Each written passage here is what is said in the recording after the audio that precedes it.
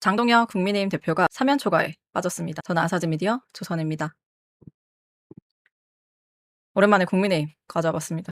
장동혁 대표 징계 정치 난리가 났는데요. 가운데 장동혁 대표입니다. 6.3 지방선거 국민의힘 참패했죠. 그 다음에 장동혁 대표가 사퇴의 압박을 받고 있습니다. 거센 압박을 받고 있는데 친한계 등 지금 징계 시도를 하는 상황인데 구친윤계까지 반대 움직임이 있다고 합니다. 그런데 최다선 조경태 의원이 장동혁 대표에 대해서 맞제소를 하겠다고 해서 상황이 아주 흥미롭게 돌아가고 있습니다. 이성권 국민의힘 의원 당내 소장파, 지금은 그래도 아직 소장파죠. 대안과 미래 간사십니다. 오늘 YTN 라디오 나오셔서 제가 만나는 대부분의 의원, 특히 중진 의원들이 징계 정치에 대해서 절대적 반대, 영남뿐 아니라 전국 의원 대다수가 그런 생각이다 라고 얘기를 했습니다. 안철수 의원, 김기현 의원 다 반대하고 있다. 안철수 의원은 소수파로 봐야겠죠. 김기현 의원은 구친윤계, 현친윤 아닌가?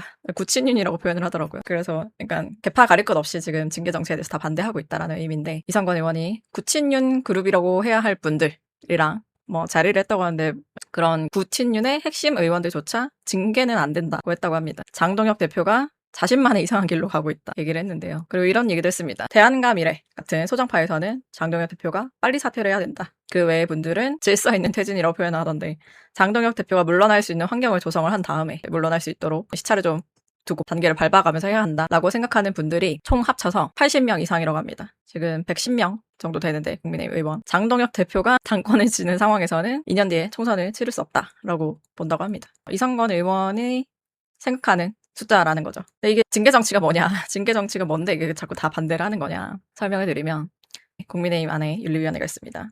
지난 6일 전체 회의를 열고 징계 여부 심사에 나섰다고 합니다. 징계 대상의 그 명단은 공개가 되지 않았는데, 보도를 통해서 밝혀진 걸 보면 6월 보궐선거 당시 국민의힘 후보 박민식 후보를 지원하지 않고 무소속인 한동훈 후보를 지원했던 친한계 의원 10여 명에 올랐다고 이제 그런 보도들이 계속 나오고 있고요.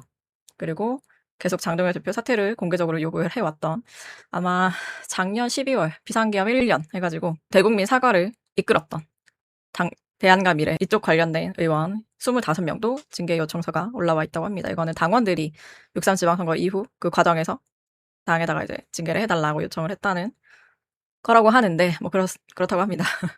그래서 윤리위원회에서 이 관련된 회의를 그저께 열었는데, 그러니까 윤리위가 열린다는 것 때문에 징계가 바로 나오는 줄 알았죠. 기자들도 그렇게 준비를 했고, 보통 윤리위 열리면 그날 이제 그 결과가, 징계 여부에 대한 결과는 나오기 때문에 다들 기다렸는데 아무것도 안 나왔습니다.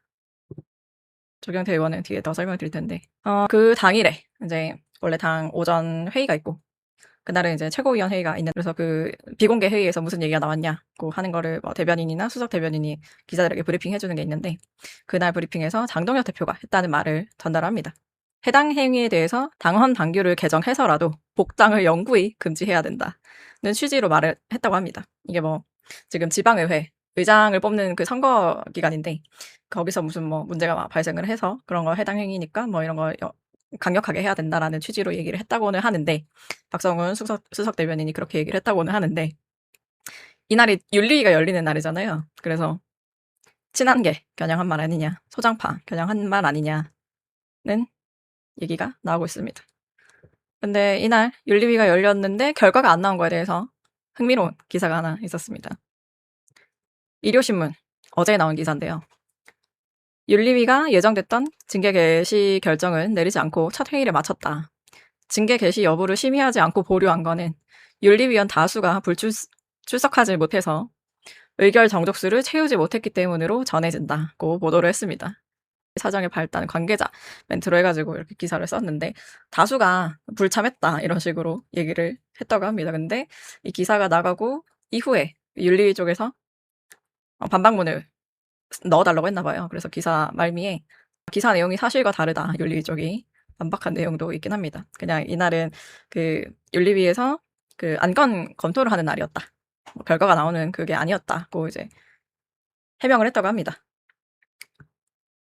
자, 그런데 조경태 의원 오늘 기자회견 오후에 2시 20분에 연다고 하는데, 아마 내용은 대동소이할 것 같아서 말씀드리면, 장동혁 대표 당 윤리위에 제소를 한다고 합니다. 지방선거 패배에 대한 책임을 묻겠다는 취지로 연다고 하는데, 그 국회 부의장 선거 때 박덕흠 부의장에 대해서 더불어민주당이 뽑지 말아달라 이런 식으로 조경태 의원이 얘기를 해서 그게 이제 윤리위에 제소가 된 상태인데, 장동혁 대표 제소하는 걸로 맞불을 놓은 거죠.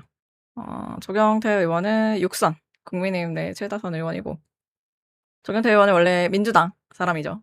그 노무현 후보 캠프에서 자원봉사를 하면서 정치에 입문을 해서 계속적으로 민주당에서 활동을 해왔고, 부산 사하족에 그 털을 잡고 16년에 탈당을 하죠.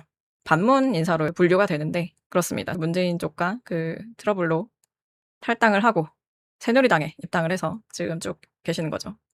그런데 그래서 그냥 이건 제 개인 의견입니다만, 조경태 의원 같은 경우에는 맞붙을 그 힘도 있고 유인이 충분하죠. 당시에 이원주 의원이 민주당에서 그 이후입니다. 조경태 의원 탈당하고 나서 다음 해 탈당을 해서 그 국민의당 입당을 하게 되는데, 지금 이원주 의원은 민주당 가 있지 않겠습니까? 그래서 아마 조경태 의원은 제 생각에는 그 이재명 정부가 출범하면서 굉장히 속이 쓰리지 않았을까. 제 개인 내피셜입니다. 그래서 지금 그 마뜩찮겠죠.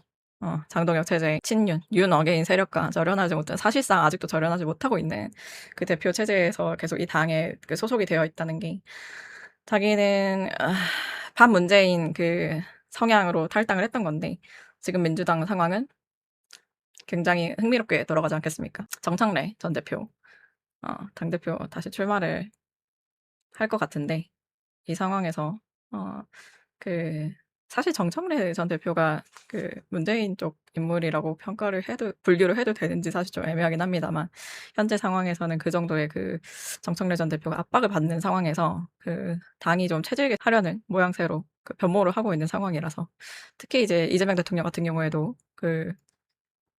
굉장히 다르죠. 기존이라고 하면 좀 이상하긴 합니다만, 기존이라고 할 만한 그 문재인 측 세력들도 어떻게 보면 DJ 쪽이랑은 또 거리가 많이 멀기 때문에, 어쨌든 그 다음 전당대회가 굉장히 이제 흥미롭게 돌아가는 상황인데, 그렇죠. 문재인 세력의 반기를 들고 탈당을 했던 조경태 의원 입장에서는 굉장히 지금 그럴 것 같습니다. 그래서 그냥 들이받고 할 수 있는 걸 다 하고, 장동혁 대표와 뭐 그렇지 않겠습니까? 잘 되면 장동혁 대표의 체제가 종식이 되는 것이고, 잘 안 된다고 하더라도 그 관련된 목소리를 뚜렷하게 냈던 그 이력은 남아 있을 테니, 뭐 나중에 당을 어떻게 하느냐는 둘째 문제고, 그러니까 소위 말해 아쉬울 거 없는 그 위치에 있는 그 조경태 의원이 약간 총대를 맨 느낌이 들더라고요.